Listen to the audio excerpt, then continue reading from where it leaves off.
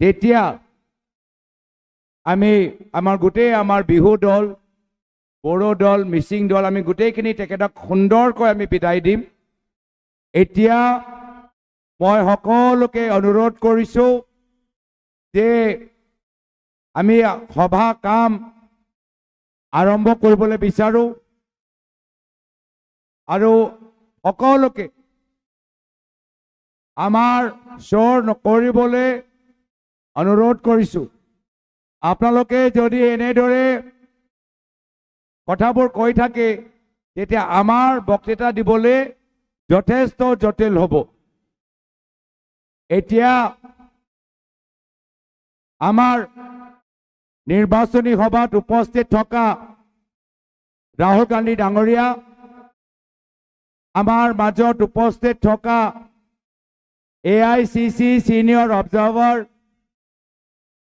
মাননীয় বন্ধু তিৰ্কী ডাঙৰীয়া, উপস্থিত থকা আমাৰ AICC সম্পাদক মনোজ চৌহান ডাঙৰীয়া, উপস্থিত থকা CPI-MLৰ ষ্টেট ছেক্ৰেটাৰী বিবেক দাস ডাঙৰীয়া, উপস্থিত থকা আমাৰ জিলা কংগ্ৰেছ সভাপতি প্ৰশান্ত হাজৰিকা ডাঙৰীয়া, উপসভাপতি মনোজ চৌহান ডাঙৰীয়া, আমাৰ কংগ্ৰেছ দলৰ মনোনীত প্ৰাৰ্থী জয়ন্ত বৰা ডাঙৰীয়া, শংকৰজ্যোতি কুটুম ডাঙৰীয়া, CPIM দলৰ প্ৰাৰ্থী জ্ঞানদীপ চৰকাৰ ডাঙৰীয়া আৰু মঞ্চত উপস্থিত থকা আমাৰ প্ৰদেশ কংগ্ৰেছ, জিলা কংগ্ৰেছ, ব্লক কংগ্ৰেছ, মহিলা কংগ্ৰেছ, NSY যুৱ কংগ্ৰেছৰ সতীৰ্থসকল আৰু উপস্থিত থকা শ্ৰদ্ধেয় ৰাইজ, আজি ইয়াত আহোঁতে মই राहुल गांधी डांगरिया কৈ আছিলোঁ कि राहुल गांधी जी आज हम उस जिला में आए हैं जिस जिला में कांग्रेस पार्टी के प्रथम अध्यक्ष स्वर्गीय छबीलाल उपाध्याय जी का जन्म हुआ और आज उनके धरती में आए हैं और इस मंच से मैं कांग्रेस के इस महान नेता, देश के महान नेता स्वर्गीय छबीलाल उपाध्याय के प्रति मैं अपनी श्रद्धांजलि व्यक्त करता हूं। आज आमी सकले ঐক্যবদ্ধ হৈছো এখন নতুন বৰ অসমৰ কল্পনা কৰিবলৈ আৰু এই নতুন বৰ অসম আমি যেতিয়া কংগ্ৰেছ দলৰ ফলৰ পৰা নতুন বৰ অসমৰ কল্পনা আমি কৰিলো তেতিয়া আমি প্ৰেৰণা ললো আমাৰ স্বাধীনতা সংগ্ৰামৰ পৰা। ভাৰত স্বাধীন হল যেহেতু ভাৰতৰ জনসাধাৰণ একগোট আছিল আৰু সকলোৱে ভাৰতৰ স্বাধীনতা সংগ্ৰামত ভাগ ললে। এয়া হিন্দু হওক, মুছলিম হওক, শিখ হওক, খ্ৰীষ্টিয়ান হওক, জৈন হওক আৰু আমাক ব্ৰিটিছ শাসনে ভাগ ভাগ কৰিবলৈ বিচাৰিছে। ব্ৰিটিছ চৰকাৰে গম পাই গৈছিল कि যদি ভাৰতক ধৰ্ম নামত ভাগ ভাগ কৰা যায় এটা ভাৰতৰ শক্তি দুৰ্বল হ'ব। কিন্তু সেই সময়ত স্বাধীনতা সংগ্ৰামৰ সময়ত আমি সকলে একগোট হলো। সকলে একগোট হৈ যোৱাৰ পিছত আমি স্বাধীনতা আন্দোলনৰ যোগেদি আমি ব্ৰিটিছক খেদিবলৈ সক্ষম হলো। সেই স্বাধীনতা সংগ্ৰামৰ পৰা প্ৰেৰণা লৈ আমি বৰ অসমৰ কল্পনা কৰিছো। আমি বৰ অসমৰ কল্পনা কৰিছো জ্যোতিপ্ৰসাদ আগৰৱাল দেৱৰ আৰু ভূপেন হাজৰিকাৰ কবিতাৰ পৰা, গীতৰ পৰা। ভূপেন হাজৰিকা, লক্ষ্মীনাথ বেজবৰুৱা, জ্যোতিপ্ৰসাদ আগৰৱাল সদায় এটা বৃহত্তৰ অসমীয়া সমাজ বাবে তেওঁলোকে নিজৰ শ্ৰদ্ধা নিবেদন কৰিছিল।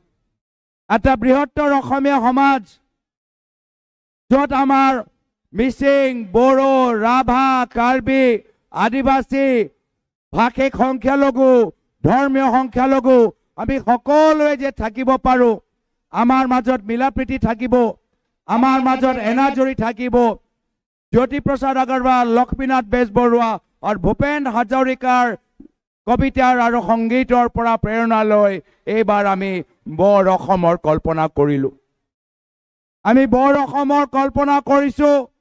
এই নতুন বৰ অসমৰ আমি কল্পনা কৰিছোঁ প্ৰায়তঃ তৰুণ গগৈদেৱৰ পৰা প্ৰেৰণা লৈ। প্ৰায়তঃ তৰুণ গগৈদেৱ সদায় দুখীয়া মানুহৰ বাবে চিন্তা কৰিছিল। কৈছিল যে কংগ্ৰেছ দল হ'ল দুখীয়া মানুহৰ দল। আমি মহাত্মা গান্ধী দল, সুভাষ চন্দ্ৰ বসু দল আৰু মহাত্মা গান্ধীয়ে আমাক শিকাই থৈ গ'ল যে আমাৰ কৰ্তব্য হ'ল যে প্ৰত্যেক দুখীয়া মানুহৰ চকু পানী মোহাৰি দিয়া। আমি এই মহান দলৰ আমি সৈনিক, আমি এই মহান দলৰ আমি প্ৰতিনিধি আৰু সেইকাৰণে আমাৰ মেনিফেষ্টোৰ ভিতৰত যদি চাই আমি সদায় দুখীয়া মানুহৰ বাবে চিন্তা কৰোঁ। প্ৰায়তঃ তৰুণ গগৈদেৱে চিন্তা কৰিছিল যে দুখীয়া মানুহৰ ঘৰৰ ল'ৰা ছোৱালী কেনেদৰে ভাল শিক্ষা লাভ কৰিব, দুখীয়া অঞ্চলৰ বয়োজ্যেষ্ঠসকল কেনেদৰে বিনামূলীয় দৰৱ কিনিব পাৰিব আৰু বিশেষভাৱে মহিলাসকলৰ ওপৰত জোৰ দিছিল। আৰু সেইকাৰণে এয়া চিন্তা লৈ আমি নতুন বৰ অসমৰ আমি কল্পনা কৰিছোঁ যে এই নতুন বৰ অসমত আমি মহিলাসকলক বিশেষ গুৰুত্ব দিব লাগিব, মহিলাসকলক বিশেষ সন্মান দিব লাগিব। আমি সকলোৱে দেখিলোঁ যে কোভিডৰ সময়ত কেনেদৰে আমাৰ আশা কৰ্মী, কেনেদৰে আমাৰ অংগনবাড়ী কৰ্মী কিমান কষ্ট কৰিলে।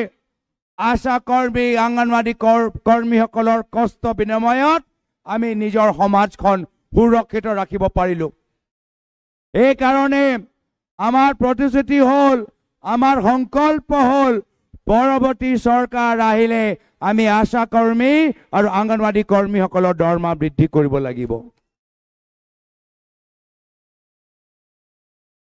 মহিলাসকলে কয় কি আঁচনি আমি প্ৰায়তঃ তৰুণ গগৈদেৱৰ দিনত পাইছিলোঁ, মাজনী, মামনি, বাইদেউ, নবৌ আঁচনি আজিও চৰকাৰে দি আছে, মাহে 1250 টকা দি আছে।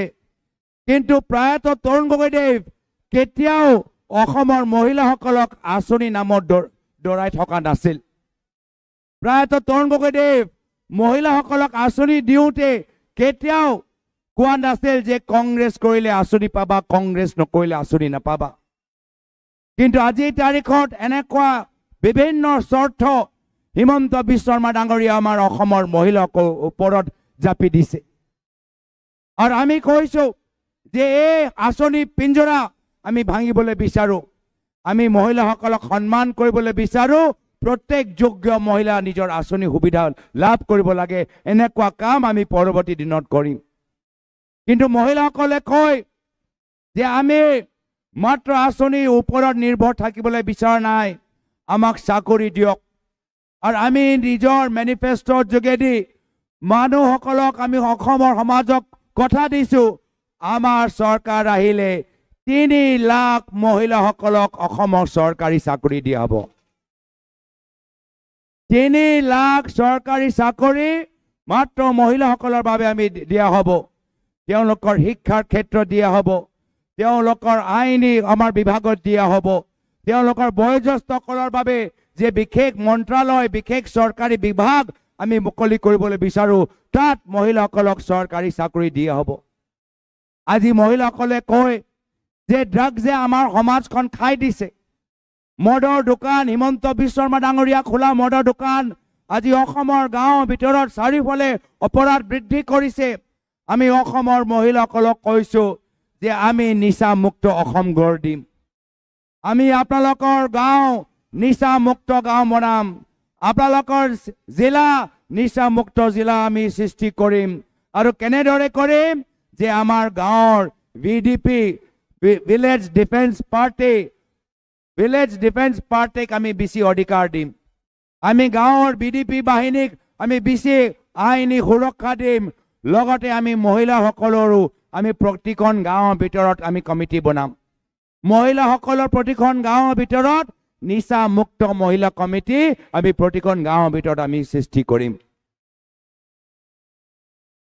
আজি এই অঞ্চলত বহুত বাগান আছে বাগানৰ ওচৰত বাগান অঞ্চলত যাওঁতে ল'ৰা ছোৱালীবোৰ কয় যে হিমন্ত বিশ্ব শৰ্মা ডাঙৰীয়া আমাৰ বাগান অঞ্চলৰ সেই স্কুলখন বন্ধ কৰি দিলে বহুত দূৰলৈ যাব লাগে আমি সেইসকলক কৈছো আমাৰ চৰকাৰ আহিলে বাগানৰ ল'ৰা ছোৱালীবোৰ ভিতৰৰ অঞ্চলৰ ল'ৰা ছোৱালীবোৰ পিছপৰা অঞ্চলৰ ল'ৰা ছোৱালীবোৰ স্কুললৈ যাবলৈ আমি বিনামূলীয় স্কুল বাছ আমি ব্যৱহাৰ কৰিম বিনামূলীয় স্কুল বাছ যোগেদি আপোনালোকৰ ল'ৰা ছোৱালীবোৰ স্কুললৈ যাব পাৰিব এয়া হ'ল আমালোকৰ সংকল্প এয়া প্ৰেৰণা আমি লৈছো প্ৰায়ত তৰুণ গগৈদেৱৰ পৰা আৰু এনেদৰে অসমৰ মহিলাসকলৰ বাবে বৰ অসমৰ আমি কল্পনা কৰিছো আমি নতুন বৰ অসমৰ কল্পনা কৰোঁতে আমি প্ৰেৰণা লৈছো প্ৰায়ত জুবিন গাৰ্গৰ পৰা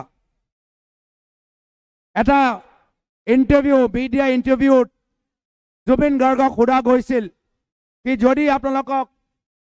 যদি আপোনালোকক মুখ্যমন্ত্ৰী বনোৱা যায় তেতিয়া আপোনালোকে তিনিটা কি কাম কৰিব তেতিয়া প্ৰায়ত জুবিন দাই কৈছিল যে মই প্ৰথম কাম কৰিম যে মই অসমখন এই বানপানী সমস্যা মই ৰোধ কৰিবলৈ বিচাৰো দ্বিতীয় কথা জুবিন দাই কৈছিল যে এই ভ্ৰষ্টাচাৰী শাসন যে চলি আছে অসমৰ ৰাজনীতি যে ভ্ৰষ্টাচাৰী মানুহবোৰ আছে মই অসমৰ ৰাজনীতি ভ্ৰষ্টাচাৰী ৰাজনীতিবিদৰ পৰা মুক্তি দিয়াম আৰু তেওঁ তৃতীয় কথা কৈছিল যে অসমৰ ভিতৰত যথেষ্ট নিবনুৱা সমস্যা আছে এই নিবনুৱা সমস্যা সমাধান কৰিবলৈ অসমৰ যুৱকসকলক বিভিন্ন ক্ষেত্ৰত উপাৰ্জন কেনেকৈ কৰিব লাগে মই তাৰ বাবে প্ৰশিক্ষণ আমি যুৱ সমাজৰ মাজত লৈ যাম আৰু এই কল্পনা নয় এই মহান জুবিনদাৰ কল্পনা আৰু প্ৰেৰণা লৈ আমি নতুন বৰ অসমৰ কল্পনা কৰিছো এই কাৰণে মই শেষত এটাই কথা অনুৰোধ কৰিছো কি যদি অসমত নতুন বৰ অসম লাগে তেতিয়া আহা 9 তাৰিখত হিমন্ত বিশ্ব শৰ্মা ডাঙৰীয়া অসমৰ পৰা বিদায় দিব লাগিব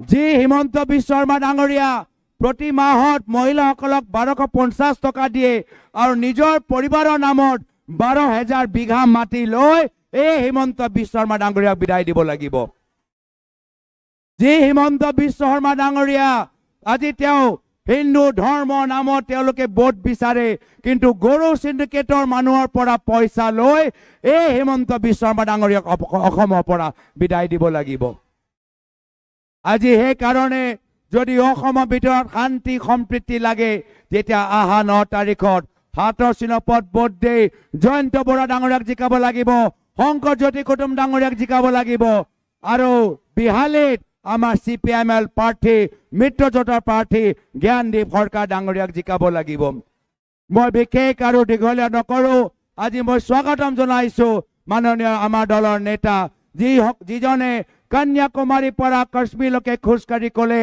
कि नफरत की बाजार में मोहब्बत की दुकान खोल ली है अब मैं राहुल गांधी जी को हमारे मंच पर निमंत्रण करता हूं और वो हम सबको संबोधन करे राहुल गांधी जिंदाबाद कांग्रेस पार्टी जिंदाबाद